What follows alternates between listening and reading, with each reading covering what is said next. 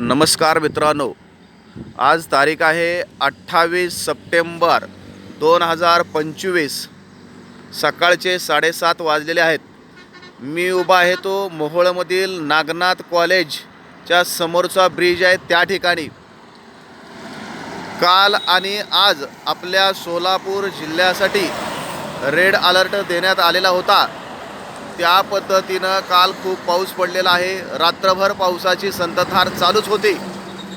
त्याचबरोबर रात्री सीना या नदीमध्ये कोळेगाव प्रकल्पामधून जवळजवळ 1.5 लाख ते 1.25 लाख क्युसेक्स एवढं पाणी सोडण्यात आलेलं आहे.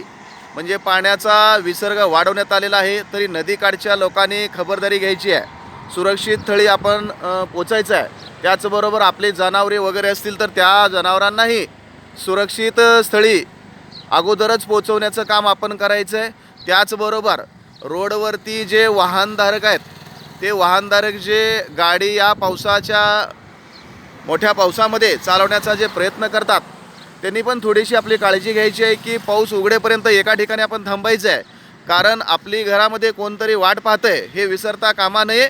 का तर वाहनाचे आपल्याला आज ना उद्या पुढं जाऊन घेता येईल, परंतु आपला जो जीव आहे तो जीव खूप महत्त्वाचा आहे. त्यामुळे सर्व बांधवांनी काळजी घ्यायची ही माझी हात जोडून सर्वांना विनंती आहे. धन्यवाद.